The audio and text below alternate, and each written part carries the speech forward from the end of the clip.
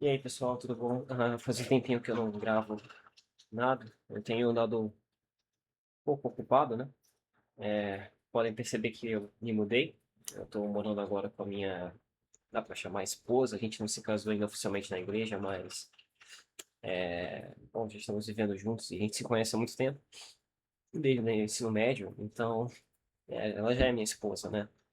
E, enfim, muitas coisas aconteceram, nesses últimos meses. Tanto em termos profissionais quanto em termos pessoais, mudança, questão profissional também. Então, não tive tanto tempo assim para gravar, né? Mas eu não parei as minhas leituras. Eu continuo firme e forte. Eu acredito que com uma maturidade bem grande no meu projeto de educação pessoal, né?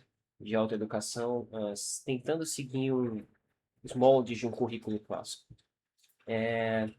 Então, esse ano eu li, considerando livros finalizados e não finalizados, 21 livros, né? Desses livros, se expandem, eles percorrem um range de tópicos um pouco variados, mas que tem um nexo, tem ali uma liga comum, que seria a tradição clássica, a educação de uma alma para assuntos mais elevados e a integração de tudo isso dentro do seu cotidiano, né?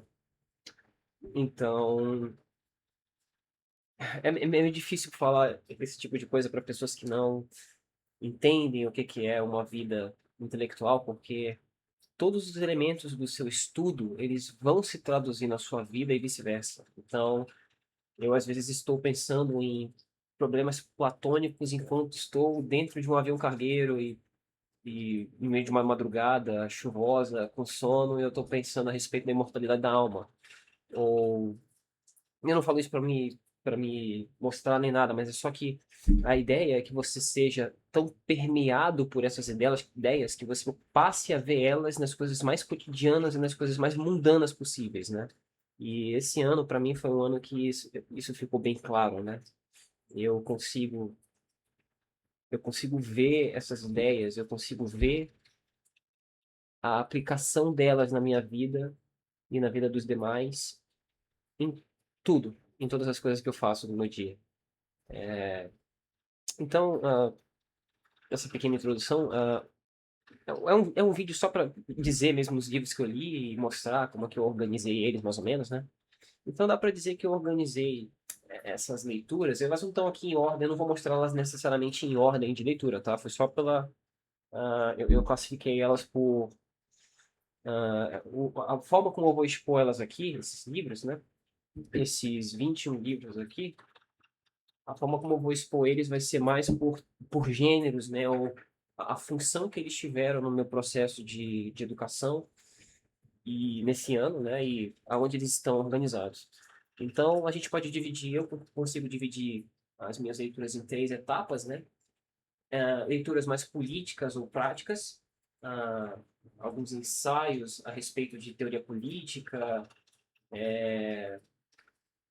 e ensaios a respeito de vida mais prática. Então, por exemplo, eu posso citar eu posso citar as leituras de Thomas More, né? Que está bem aqui, certo? É o livro mais famoso dele, A Utopia. A Utopia de Thomas More, ele discute a respeito de uma sociedade hipotética, uh, utópica, e o pessoal fala que é como se fosse a República de Platão versão medieval, né? E, ironicamente, muita gente lê esse livro achando que é uma apologia a respeito da democracia e da vida republicana. Claro, Thomas More, ele tinha esses ideais humanísticos que mais tarde foram traduzidos, ah, que foram vistos à prova, postos à prova e colocados para funcionar na Revolução Francesa, né, que espalhou os seus ideais revolucionários de uma democracia laica, uma sociedade republicana para o mundo inteiro. Mas a gente consegue ver as, as raízes, dá para dizer, dessa ideia humanística aqui, né, em Thomas More.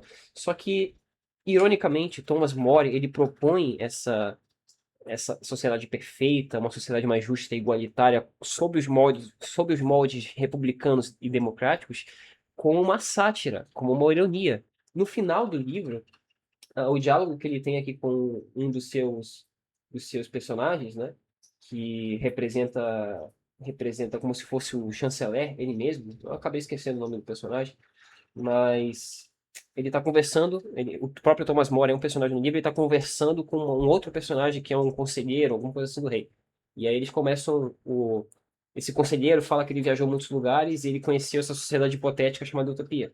E então ele começa a relatar as coisas fantásticas que ele viu nessa cidade, nessa nação, e como ela era infinitamente mais avançada que as nações monárquicas, as nações ultrapassadas, né? E mas no final do livro, o próprio autor que está relatando esse tipo de coisa fala que é impossível, né? Que é algo completamente inimaginável, impossível por conta da natureza humana. E queira ou não queira, muita gente levou e ainda leva a cabo essa ideia do Thomas More de tentar atingir um paraíso terreno, né? Então foi uma leitura muito edificante no sentido de eu ainda não li a República de Platão, mas eu acredito que ela tem um espírito muito semelhante a este livro. E eu gostei muito de ler. Foi meu primeiro contato com a literatura, o estilo de escrita do Thomas More. Eu já conhecia ele de forma assim mais poética, né? Por já ter assistido aquele filme, A Man for All Seasons. Em português, O Homem que Não Vendeu Sua Alma, que conta os trials, né? Os desafios que São Thomas More viveu na corte de Henrique VIII, e ele tendo que manter a sua fé católica frente a um rei que queria o divórcio e estava instituindo uma nova ordem político-religiosa na Inglaterra, né? E, então eu já tinha uma admiração grande pelo personagem, pela figura histórica de São Tomás More, claro, além de ele ser um santo católico, agora foi edificada mais ainda com a leitura desse livro aqui. Então eu gostei bastante. Utopia do São Tomás More. Eu não tenho o outro livro de política que eu li aqui, porque eu li ele em formato digital e eu não consegui terminar, porque é um livro bem denso. Mas eu comecei a fazer a leitura sobre o poder, né, do Bertrand de Juvenel, onde ele faz uma análise histórica, social, política, filosófica de como o poder vai crescendo e como ele veio a se tornar o que ele é, uma massa hegemônica que concentra. Sempre foi assim na história humana, mas uma das teses do Bertrand de Juvenel é que a insurgência dos regimes democráticos, do Estado laico e das repúblicas populares, assim dá para dizer, contrário ao efeito que elas mesmas promulgam ter colocado à voga, né, que foi habilitar mais poder para o povo, dar mais liberdade para as pessoas, é justamente o contrário. Nós hoje vemos uma concentração de poder inimaginável na mão de políticos democráticos, políticos republicanos, se compararmos, por exemplo, a regimes até absolutistas e autocráticos do passado. E o Bertrand de Juvenel tenta fazer esse estudo do porquê essas coisas aconteceram, né? O que que tem necessariamente na organização desses regimes democráticos, dessas repúblicas liberais modernas que temos hoje, né? O que que tem na raiz delas que permite com que o poder se concentre tanto na mão de tão poucos, a despeito de elas promulgarem que elas estão habilitando a benesse das massas e tudo mais, né? Então é um livro complexo, eu não finalizei ele. Eu li acho que 2 ou 3 capítulos, é bem interessante a maneira como o Bertrand Juvenal analisa. É uma leitura que eu vou continuar fazendo nos próximos anos aí, lendo aos pouquinhos. E é bem interessante, mas é um livro complexo, é um livro bem denso. Então, eu não tenho ele aqui, eu estava lendo em formato digital em inglês.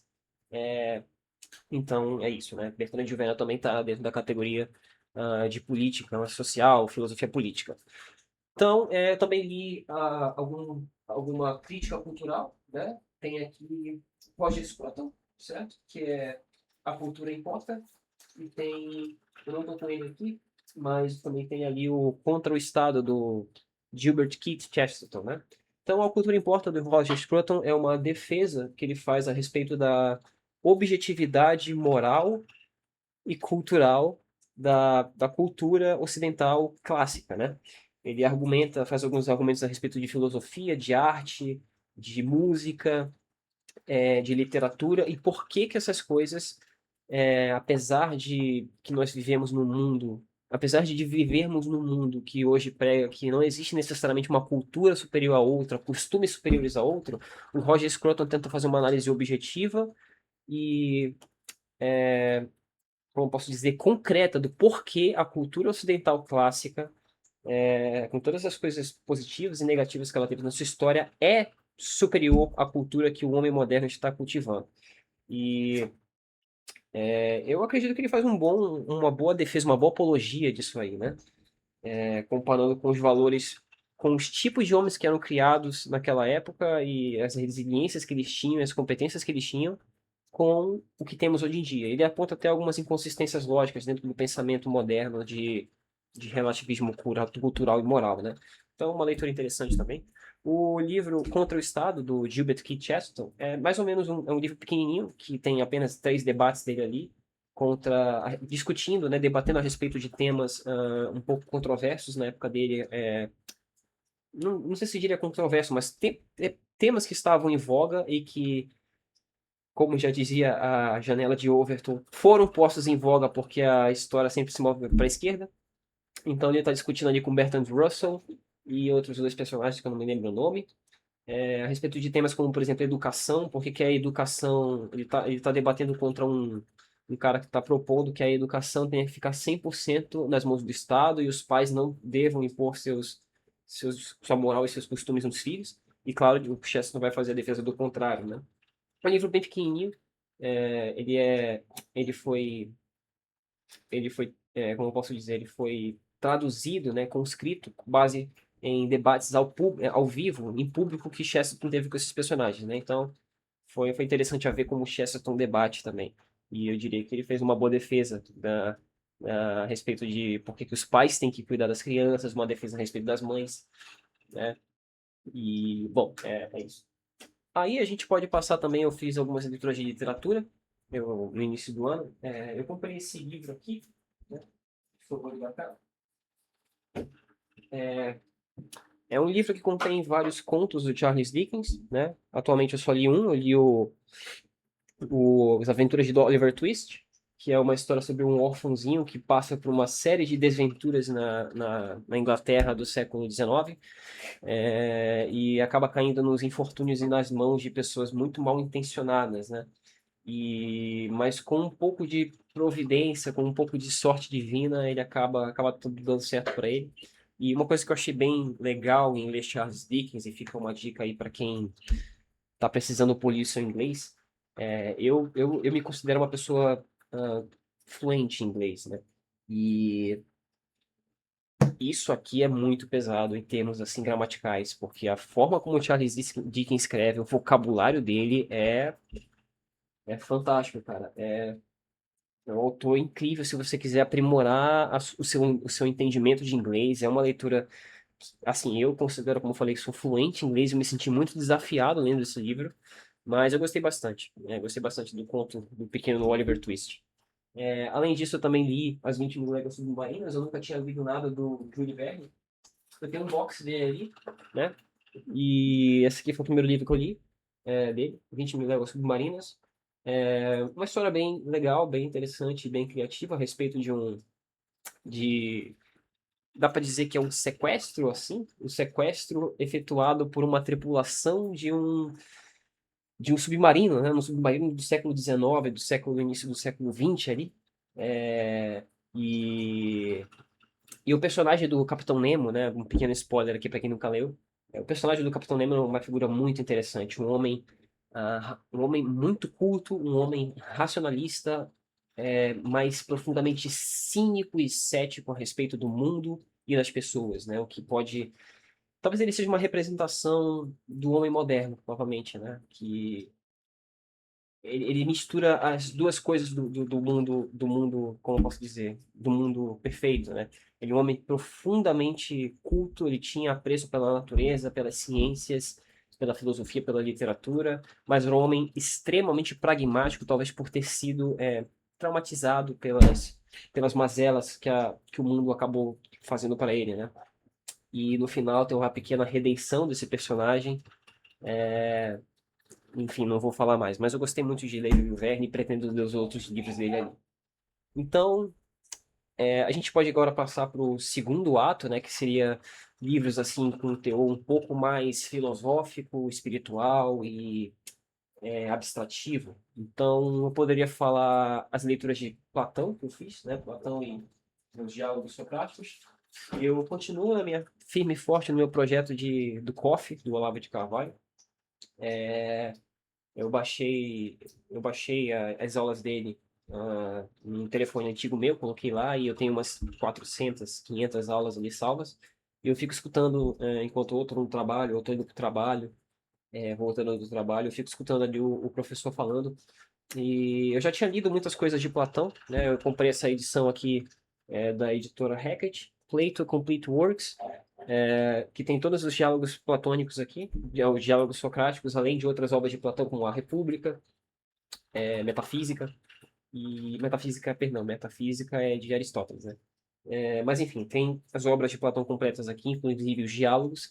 Eu li 4 esse ano, alguns deles foram releituras, porque eu cheguei em um certo ponto do COF, onde o Olavo pede que a gente faça essas leituras, né, de alguns diálogos socráticos. Então eu li Eutífron, Apologia, Criton e Fedon.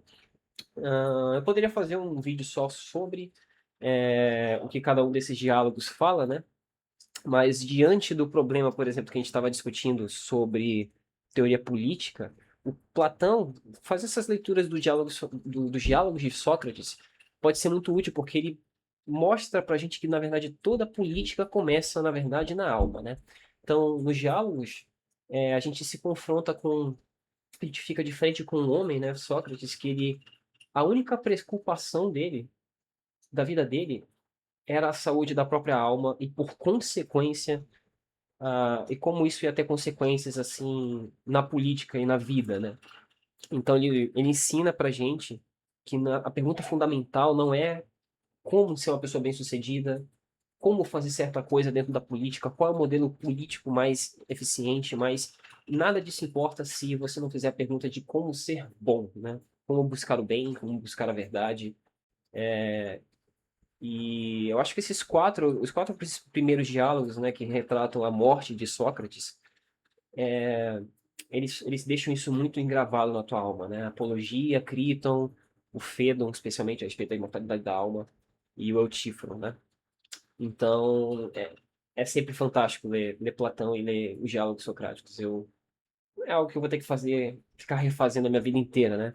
E pretendo terminar os diálogos. Ano que vem eu já estou planejando ler mais alguns, já tenho a minha lista finalizada, a lista de leituras. E foi um grande achado. Esse livro aqui tem na Amazon, acho que ele custou 300, alguma coisa assim, mas vale muito a pena, porque se você for comprar os diálogos socráticos separados, você vai gastar uma nota. E aqui tem todos eles concisos, né? É, o que eu posso dizer a respeito sobre a gramatura é uma gramatura muito fina, né? Então tem que ter talvez um pouco de cuidado quando for manusear o livro. Eu não posso opinar a respeito da tradução porque eu não sei grego, então para mim a tradução em inglês aqui tá ok, tá próxima, dá para entender bem. Então fica aí a dica para quem souber inglês e tiver vontade de ler os livros ler os diálogos socráticos ou a obra completa de Platão, tem esse cara aqui, tá bom? Eu recomendo. É, Então, eu fiz muitas leituras. Eu tirei esse ano também para tentar fazer leitura de alguns livros clássicos, né, de literatura. Eu investi pesado em literatura esse ano. E eu posso dizer que eu me tornei um amante, um apaixonado completo de Dom Quixote, né? Dom Quixote, ele é engraçado porque o poder que a literatura, a grande literatura tem, né, nas pessoas, é que ela pode explorar, ela permite que nós entremos em contato com a alma dos autores, né? Então, se você for uma pessoa, e eu não penso que você precisa ter um talento para isso, é só questão de prática, né? Conforme você vai lendo, lendo e lendo, você vai pegando o jeito de pensar como o autor pensava e se imergir, né? Imergir na história, na mensagem que ele quer passar, e isso engrandece a tua alma. E poucos livros eu acho que engrandecem tanto a alma como Dom Quixote. Dom Quixote fala sobre a história, para quem não sabe, fala sobre a história de um fidalgo do século XIV, do século XIII, por aí, na Espanha, que ele é viciado em ler livros de cavalaria. Ele fica completamente bitolado, perturbado com isso e acaba incorporando para si um personagem, um ideal, talvez até uma mania de grandeza de um cavaleiro medieval do clássico, né? Assim, com ideais nobres e tudo mais. E ele acaba se metendo em muitas encrencas, em muitas enrascadas por causa disso, né? Por causa dos seus ideais e por causa que ele não consegue separar a realidade do ideal. Então, por exemplo, o clássico, Don Quixote vendo um redemoinho, um moinho de vento, né? Na paisagem rural onde ele está passando e acaba achando que um dragão ele tem que lutar contra aquilo para desespero do Sancho, né? Sancho Panza, que é o seu fiel escudeiro, seu amigo, que acompanha ele nessas aventuras. E a grande sacada de Don Quixote, eu acho, primeiro, alguns detalhes, como posso dizer, alguns detalhes meio que adjacentes, né, secundários à mensagem principal do livro. Eu acho que foi a primeira vez que eu vi, acho que deve ser a primeira quebra de quarta parede da história da literatura, porque o livro ele é separado em dois livros, né, em dois pedaços.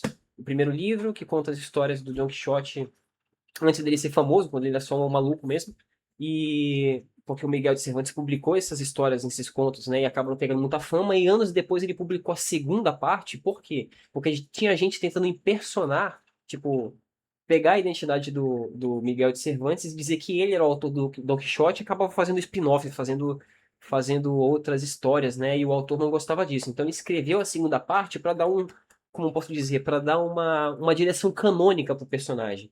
E na segunda parte, o Don Quixote, o próprio personagem do Don Quixote é como se ele fosse real. Então, as pessoas dentro do livro, os personagens falam para ele que ele está famoso agora, que ele é um cavaleiro muito conhecido, as pessoas passam por ele nas ruas, reconhecem ele, até tiram sarro, brincam com ele, porque sabem que ele é maluco.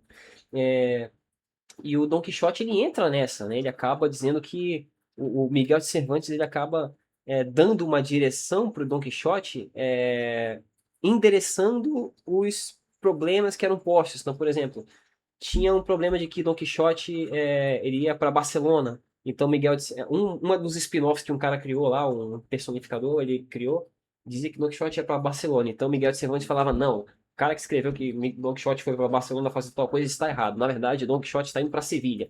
Então, foi uma quebra de quarta parede. É bem engraçado você ler isso, você tá lendo e ver isso acontecer, né?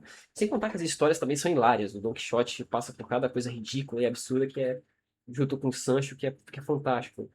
Dá para mencionar, por exemplo, o Sancho realizar o sonho dele de virar o governador de uma ilha e, ironicamente, ser muito bom nisso, né? É muito engraçado. Mas uma coisa que me deixou a grande mensagem que eu tiro desse livro é que a gente vai lendo o Don Quixote, a gente vai lendo essas aventuras que esse personagem vai tendo, a gente fica muito dividido, porque ele é o personagem principal, mas ele arruma muita encrenca, ele coloca muita gente em perigo, ele acaba criando muito transtorno por causa dos seus ideais nobres, né? Então, ele é um homem idealista, ele é um homem, sem dúvida nenhuma, nobre, mas ele leva isso a tanto extremo que acaba causando muitas inconveniências, até coloca pessoas em risco de morte, inclusive ele e o amigo, e o Sancho Panza, né? Mas a gente fica incomodado com isso quando tá lendo. A gente fica incomodado em ver o quão estúpido é o Don Quixote. Mas conforme vai passando o livro, no finalzinho já, ele perde isso, ele recupera a sua sanidade e a gente acaba sentindo aquele senso de tristeza, porque ele perdeu a sua autenticidade. O Fidalgo, ele voltou a ser o Fidalgo, deixou de ser Don Quixote, tacou fogo nos seus livros de cavalaria. E todas as pessoas, os personagens que estavam incomodados com ele, por ele agir dessa forma tão nobre, dessa forma tão idealista, acabam lamentando e ficando muito tristes, porque era aquilo que mantinha ele vivo, né? E só para dar um pequeno spoiler, ele acaba morrendo depois que ele perde a persona dele de Don Quixote, né? Que é um final bem triste pro livro, mas o Miguel de Cervantes ele brinca muito bem com nossos corações e com nossas emoções. E, enfim, é um livro fantástico. Eu não sei o que dizer. Eu perdi, às vezes, perdi a conta de quantas vezes eu gargalhei de rir com isso aqui e cheguei perto de chorar também. Outro livro de literatura bem fantástico que eu li Fausto, do Goethe, né? Fausto fala, eu me identifiquei bastante com o Dr. Fausto, não vou mentir, porque ele representa, eu acho que em alguns aspectos, o que o intelectual quer ser, né? O Dr. Fausto chega a um certo ponto na vida dele, onde ele atingiu o ápice, o cume de todas as ciências e conhecimento humano, né? Tudo que pode se conhecer por vias humanas, pelas ciências, pela filosofia, pela medicina, pela química, pela alquimia, pela matemática, astronomia, música, medicina. Cite uma ciência, o Dr. Fausto a domina, inclusive teologia. E ele acaba se tornando um homem muito cético, muito desacreditado com a vida e com seu sentido por conta disso, né? Então ele acaba recorrendo às forças ocultas. E o demônio Mefistófeles, que já estava de olho na alma do Fausto há muito tempo, faz uma pequena aposta com Deus, talvez até uma, uma analogia ou dá para dizer, uma sacada do Goethe a respeito do livro de Jó, né? Uma aposta do diabo com Deus, dizendo que ele consegue fazer o Dr. Fausto ficar encantado com a vida e consegue seduzir o Dr. Fausto, né, e arrastar por consequência a alma dele para o inferno. Ele faz essa aposta com Deus e Deus fala, diverte pro diabo, olha, você pode tentar fazer o que você quiser com esse cara aí, que ele é meu, entendeu? Ele é nosso, tamo junto aí, você não vai conseguir, mas tenta lá. E aí ele vai lá tentar, o diabo vai lá tentar o Dr. Fausto, ele consegue, ele acaba oferecendo pro Fausto ser seu servo em vida e depois que ele morreu, inverte os papéis. O Fausto vira o servo dele. Então, ele leva ele para todos os prazeres e todas as coisas que um homem pode almejar. E ele começa como os pequenos pecados começam, né? Ele começa com os prazeres da carne, as pequenas coisas. Então, beberrança, prazer em mulheres, em festas. Ironicamente, o Fausto ele acaba seduzindo uma moça chamada Margarete, que era muito casta, era uma moça muito devota, mas ela acaba sendo arrastada de paixão por ele e ele acaba seduzindo ela e ela cai em desgraça, a família dela é destruída por conta disso, ela mesma perde a vida em depressão por causa disso. Mas o Dr. Fausto continua, né? E dá para entender no livro que isso acontece pelo decorrer de séculos, né? O demônio parece que concede, o demônio de fato concede juventude ao Fausto. Ele dá um tônico lá para ele que ele fica jovem pelo resto do tempo, né? E só perde a sua juventude quando ele quiser. E Fausto vai percorrendo por essas aventuras e por essas tentativas de atingir um prazer terreno na esperança de conquistar alguma coisa, na esperança de conquistar um momento eterno, algo que faça ele querer viver para sempre, né? E ele chega perto disso muitas vezes. Depois de passar pelos prazeres mundanos, né, conquistar o coração de uma dama e tal, tudo mais, depois ele vai para os ideais clássicos de beleza, ele vai tentar investir na cultura, né, dá para dizer assim. E ele acaba se enfiando dentro de uma trama repleta de mitologia grega e antiga, né? Em uma delas ele acaba se apaixonando por Helena de Troia, né? Ele acaba trazendo a Helena de Troia de volta à vida, dá para dizer assim, acaba se casando com ela. Eles têm um filho chamado Eufórion, perdão, que acaba morrendo por ser muito eufórico, e isso acaba com a vida do casal. Então, também esse sonho dele de se juntar o seu ideal romântico, o ideal de beleza clássico, né, grego, acaba se esvaecendo depois de muito tempo. E aí, a crítica fantástica do Goethe, recorrendo ele acaba recorrendo à empreitada dos governantes, né, do homem de ação. Ele tenta fundar uma nação, ele se mete em guerras, ele vira conselheiro de reis, ele acaba virando ele mesmo um senhor de terras, ele se lança uma empreitada extramarítima para tentar conquistar uma terra e lá criar a The Land of the Free, talvez uma analogia aos Estados Unidos da América, né, com ideais laicos, mas ele não consegue.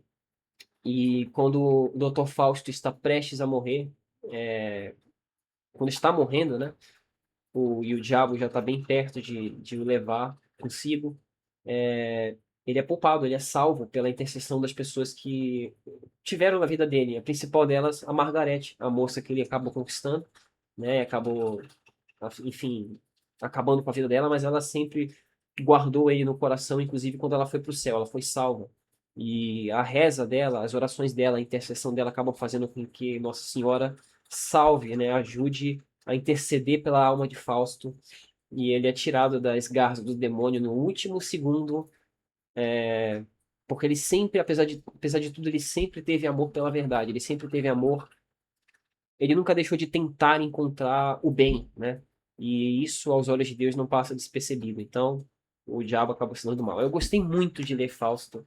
Eu gostaria de saber alemão para conseguir ler isso aqui no original. Eu assisti uma peça de teatro, e não é a mesma coisa. Você lê em português ou você lê em qualquer outra língua que não seja a língua mãe é simplesmente diferente, né? Tem toda uma musicalidade, um significado diferente quando você lê e quando você escuta na língua original. Mas é um livro fantástico, não tem muito o que dizer, né?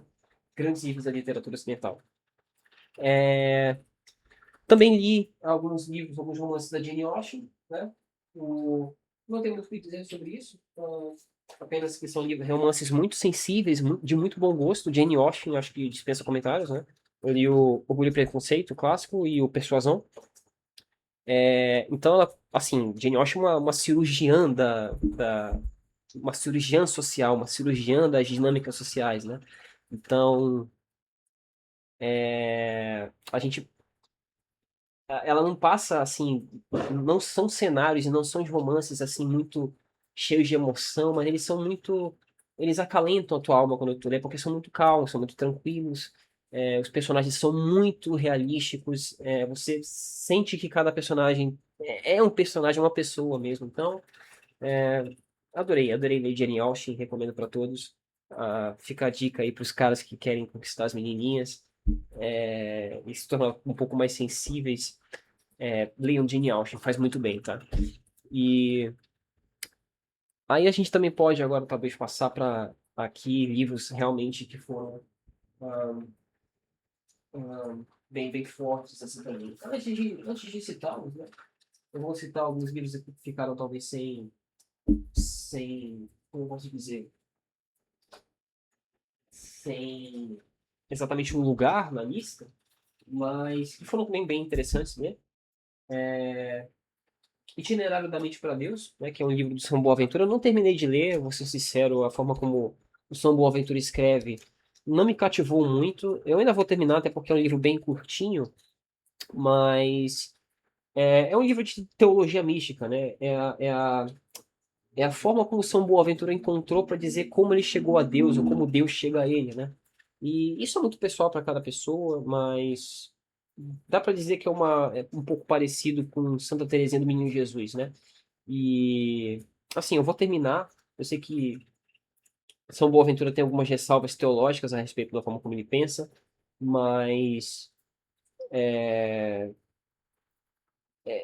uma jornada de uma alma, é teologia mística. Você precisa estar imerso na, na forma. Você tem que ser meio íntimo de Deus para compreender esse tipo de livro aqui. E talvez não seja o momento para eu ler ele agora, né? Mas eu não terminei a leitura e, assim, estamos quase finalizando o ano. E eu não acho que eu vou terminar esse ano. Mas fica aí, fica pro próximo aí. Gustavo Corsão foi uma grande achada esse ano. Eu não conhecia esse autor. Eu não lembro quem foi que me recomendou ele, ou se eu vi algum vídeo, eu acabei me interessando pelo nome. Acho que foi o Olavo que mencionou. Em alguma aula do COF, eu acabei me interessando pela forma como ele descreveu. E esse cara aqui, basicamente, não diminuindo porção, porque eu acho que ele aceitaria isso como um elogio. Esse cara é o Chesterton brasileiro. Esse livro específico aqui é sobre o processo de conversão dele para o catolicismo, né? Ele era um homem secular, um homem materialista, racionalista do século XX, como a grande maioria das pessoas são, e especialmente no Brasil, no contexto positivista, tecnicista que a gente tinha, ainda tem hoje em dia, um engenheiro, né? E ele vai se encontrando com a doutrina cristã e com a verdade da teologia cristã no contato com as pessoas. Então tem uma cena fantástica que ele descreve no momento onde a primeira vez que ele viu um ser humano na vida dele como um ser humano e não como, sei lá, um objeto, alguma outra coisa assim. Foi quando ele estava na fila para fazer o dentista, alguma coisa assim, e era um hospital militar ou algo do gênero, e ele acabou conversando com um sargento, um cara, um guardinha que estava ali, e ele assim, meio que não prestando atenção no que o cara tava falando, ele começou a olhar para a boca do cidadão e viu que ele tava com uma cárie, né? E aí eu acho que o rapaz ele percebeu que ele tava olhando, ah, não, isso tá doendo mesmo, olha aqui, ó. Aí começou a cutucar o dente com a língua, e acho que aquilo pro Corsão foi uma experiência assim tão humana, tão simples e tão concreta que ele disse que foi ali a primeira vez que ele viu um ser humano, com todas as suas imperfeições, com todas as suas simplicidades e complexidades. E depois disso aí ele foi só por estar mais atento ao outro, né? Descoberta do outro, acho que ele foi se sensibilizando mais a, a verdade da teologia e da doutrina cristã, da doutrina católica. Então, imediatamente quando eu comecei a ler esse cara, que eu já percebi, cara, ele escreve muito parecido com o Chesterton, o que significa que é uma delícia ler ele. É muito bom. Recomendo para todos. O livro que eu pretendo ler do ano que vem dele é um livro mais. Porque o Gustavo Corsão era um ensaísta político-cultural, né? Esse livro aqui é meio que uma autobiografia da conversão dele, mas os próximos livros dele são ensaios políticos, ensaios assim teológicos, né, mais densos. Eu pretendo ler o Dois Amores, Duas Cidades, né? Que pelo que eu entendo é como se fosse uma cidade de Deus do Corsão, né? Ele tenta dizer o que acontece quando as pessoas inclinam a alma dela para alguma coisa, para algumas coisas e o que é a sociedade que vai nascer disso, e o que acontece quando as pessoas inclinam a alma delas para Deus e qual é a sociedade que nasce disso. Então, pretendo ler esse livro ano que vem de Corsão. Mas um grande achado, Gustavo Corsão assim, virou um dos meus escritores brasileiros prediletos, se não meu preferido, né? Tem também esse aqui, né? Um romancezinho fantástico, fantástico, da, da Natália Fan Martin, eu não sei como se lê esse livro, esse nome dela. Enfim, O Despertar da Senhorita Prim. Assim, é um livro fantástico. Eu quero ser como o senhor da poltrona quando eu crescer. Um aristocrata como ele, né? É sobre o romance de uma pequena, uma jovem, assim, uma jovem secular que vai para uma cidadezinha interiorana completamente idílica, que tem um homem lá, né? Que ele é responsável pela educação dos mais jovens. Ele é como se fosse um professor clássico, né? De currículo clássico dos jovens lá. E ele tenta incutir nos jovens um senso de, assim, uma forma de ver, uma forma de pensar o mundo que simplesmente não se tem mais. E essa, dá pra imaginar o que uma menina, uma mulher empoderada, é aquela meio empoderada, né? Uma mulher criadas os moldes da educação moderna, de empoderamento feminino, vai achar desse tipo de tentativa. Então, eles entram em conflito várias vezes no livro, mas é sempre com aquele conflito com um, um teor, um toque de provocação e flerte, né? E eles acabam se apaixonando um pelo outro, e o senhor da poltrona acaba, assim, descontaminando ela desses vícios modernos, e ela acaba também ficando apaixonada pela cidadezinha, pelas crianças. E é um romance muito gostoso de ler. Eu recomendo para todo mundo, especialmente para meninas, né, para jovens e mulheres, porque tem exemplos de masculinidade, exemplos de feminilidade perfeitos nesse livro aqui. Então, eu adoro esse livro, eu achei muito, muito gostoso de ler.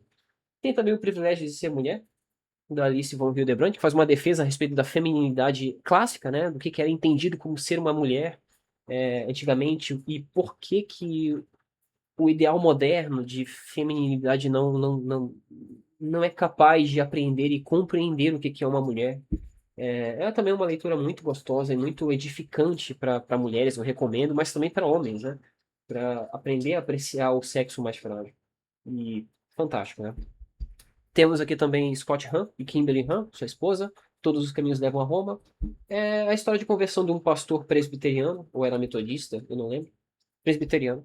E a sua jornada de conversão ao catolicismo. É um livro muito bom, especialmente para aqueles que estão flertando com o catolicismo, ou querem aprender mais a respeito. Eu acho que você não vai ver nada melhor assim em termos de honestidade intelectual do que um pastor presbiteriano que tinha tudo na sua vida envolvendo com aquela igreja e tendo que abrir mão de causa disso.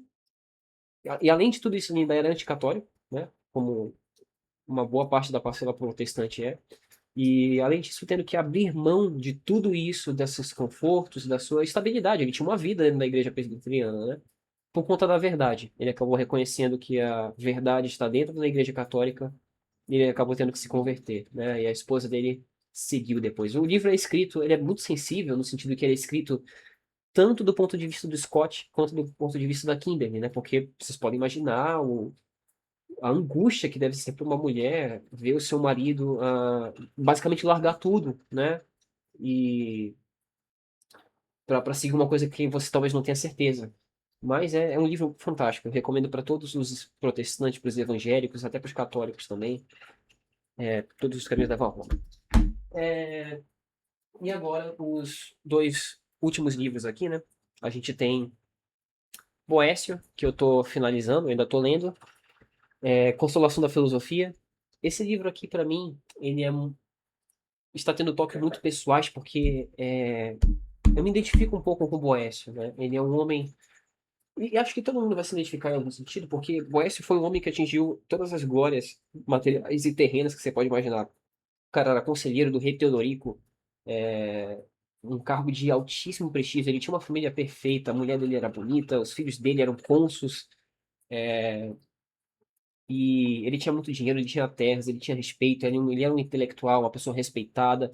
E tudo isso foi posto à prova e foi condenado por traição, de forma injusta, por ele defender um amigo dele. E ele foi jogado na prisão, né, para morrer, para ser morto. E ele escreveu esse atestado, que esse manifesto da consolação da filosofia na prisão, né? E aí ele estava passando por uma angústia, imagina, uma angústia severa, ele perdeu tudo e acabou recorrendo, né, à lamentação, à autopiedade, e ele retrata nesse livro um diálogo que ele tem com a musa filosofia, a deusa filosofia, dá para dizer assim, né? Porque ela desce dos céus, vestida tudo em branco, e afugenta as meretrizes da poesia e da autopiedade que estão ali falando nos ouvidos dele, fazendo com que ele esqueça quem ele é de verdade, né? E por que ele não perdeu nada. Ele tá jogado na prisão, ele tá sofrendo tudo isso, mas na verdade, ele não perdeu nada. Ele ainda tem. Ele ainda é um ser humano completamente provido de dignidade. Ele tem a alma imortal. Ele, ele é essencialmente um Deus, né, em participação. Ele participa da obra criadora e redentora. Então é um diálogo que ele tem consigo mesmo, ou com a voz da filosofia em si mesmo, né? Com o que ele aprendeu. Era uma relembrança, um rememoramento, um relembrar do verdadeiro sentido da vida, do verdadeiro sentido do filósofo, do intelectual, né? E por que que aquela aprovação que ele está passando, na verdade, só o fortalece, só reconfirma o seu destino, né? E, enfim, fantástico, Consolação da Filosofia, de Boécio. E o grande livro do ano, que eu tive que parar a leitura 2 vezes e retomar 3 vezes, mas eu consegui finalizar, Grandes Teses da Filosofia Tomista, de Antonin Sertilanges. Meu Deus do céu. Assim, esse livro aqui, especialmente para mim, que eu não tive um contato direto ainda com a filosofia tomista, eu nunca li a Suma, eu nunca li nada de São Tomás diretamente, apenas outras coisas, fiz alguns estudos assim separados. Sertilanges dispensa comentários, o autor da Vida Intelectual, e aqui ele faz um compêndio, né? Ele faz uma organização das grandes teses do São Tomás de Aquino, né? E é um livro muito denso, né? Tanto pela forma como o Sertilhães se expressa, a forma como ele escreve, que assim, tem fios argumentativos e fios lógicos ali, muito complexos de serem seguidos. Então, eu tinha que ler 5 páginas, parar um pouquinho, grifar, anotar, né? Eu fiz um resumo, como eu posso dizer? Eu fiz um resumo, né? Uma resenha para cada parágrafo, praticamente, desse livro aqui. E assim, é um livro que eu vou ter que voltar várias vezes para ler, especialmente os últimos capítulos, porque ele descreve, ele vai abordando temas assim muito desconexos, né? Tipo assim, para explicar como é que São Tomás vê tal coisa na filosofia dele. Então, por exemplo, como é que a alma move o corpo dentro da filosofia tomista? Ele vai explicar. Aí tem o tópico de tomismo e aristotelismo, qual é a relação entre eles. Então, esses últimos artigos aqui que ele escreve, né? Eu vou admitir que eu passei mais por cima, porque eu acho que só faria sentido eu analisá-los com mais profundidade quando já tiver um contato mais profundo com a filosofia tomista e venha utilizar esse livro aqui mais como consulta. Então, bom, eu acho que foram esses os livros do ano. Eu li também A Imitação de Cristo, do Thomas Kempis, que dá para dizer que é um manual ascético da filosofia cristã ali. Você vai pegando ele, abre uma folhinha por dia, lê, e sempre vai ter um conselho interessante ali para tentar ser mais parecido com Cristo. Mas eu acho que eu perdi o livro, é um livro bem pequenininho, e eu perdi ele talvez na mudança. Eu não finalizei, eu não li ele inteiro, até porque ele não é para ser lido inteiro de cabo a rabo. Ele é um livro de consulta. Você pega ele, é um manual de, como eu posso dizer, é um auxílio para o seu dia a dia. Você vai, pega ele, lê um pouquinho e medita, né? Reflete um pouco sobre as palavras e segue seu dia, né? Então, bom, foram basicamente esses os livros que eu li esse ano, totalizando 21, entre livros completos e incompletos, né? E para o ano que vem eu estou planejando ler 24 livros. Eu acho que eu vou conseguir, porque esse ano eu parei, eu acho que eu fiquei uns 3 meses sem ler livros, sem encostar no livro, porque eu estava muito ocupado, muito estressado. E nesse finalzinho de ano aí, para os últimos 5 meses, eu dei uma espichada e consegui fechar minha cota de 20 livros. Ano que vem eu estou planejando ler 24. E, assim, é um vídeo de atualização. Espero que isso possa ser útil para alguém ou até para mim no futuro. Cada livro, né? Eu faço isso porque esses caras aqui que escreveram essas coisas são como se fossem meus amigos. Eu sou uma pessoa bem solitária, né? Eu não falo isso como de forma autopiedosa, não. É só um fato, eu sou uma pessoa muito sozinha. Os meus interesses são bem peculiares, são bem diferentes das outras pessoas, e é difícil eu conversar sobre qualquer pessoa, sobre essas coisas com qualquer pessoa, né? E gera muita incompreensão, né? O próprio Seth Landis fala na sua vida intelectual que a vida do intelectual é solitária mesmo. Você vai ter que se enfiar na sua cela lá e vai ficar conversando com gente morta. Então, aqui tá a gente morta, tá aqui os meus amigos, né? Claro, alguns deles estão vivos ainda e tal. Mas eu leio esse livro porque é como se eu estivesse conversando com eles, né? Cada problema, cada dúvida que aparece na minha cabeça e é respondida por esses livros acaba levantando outras perguntas, né, para eu fazer o próximo. Então, cada livro que eu leio tem mais dois ou três que eu preciso ler. E acho que essa é a graça, esse é o gosto da vida intelectual, né? Você tem uma estante ali de metade de livros que você leu, ou menos que isso, talvez um terço de livros que você leu, outro terço de livros que você sabe que você precisa ler e outro terço de livros que você está organizado ali para te ajudar a consultar e tal. Então essa é a delícia da vida intelectual, né? Fazer uma conversa viva ali com vários autores, com várias pessoas, pontos de vista diferentes e, em última instância, para tentar engrandecer a sua alma, né? Para se tornar um ser humano mais completo, né? Então, a percepção, a gente ganha, né? A percepção que a gente não tá sozinho. Outras pessoas já pensaram como a gente pensou no passado e responderam, né? Por mais difícil que as respostas às perguntas possam ser, já foram respostas. Tem pessoas mais sábias do que a gente no passado, né? E, assim, participar desse diálogo, eu acho que não, existem poucas coisas mais humanas do que isso. É verdadeiramente a comunhão dos santos, né? Não, ironicamente, muitos livros aqui que eu tô lendo são de teologia cristã, são de catolicismo, né? Livros relacionados ao catolicismo, de santos, porque eles entendem melhor o que é ser humano, né? Então, bom, é isso. Era um vídeo para discorrer a respeito das obras. Não vou fazer edição nem nada, é só para postar e ficar registrado. E vamos ver, né? Ano que vem, espero que ano que vem, nesse mesmo período, eu tenha conseguido ler os 24 livros ou até mais que eu me propus a ler e que eu seja uma pessoa mais completa, que eu esteja mais imerso nesse diálogo aí com os grandes. Então, valeu.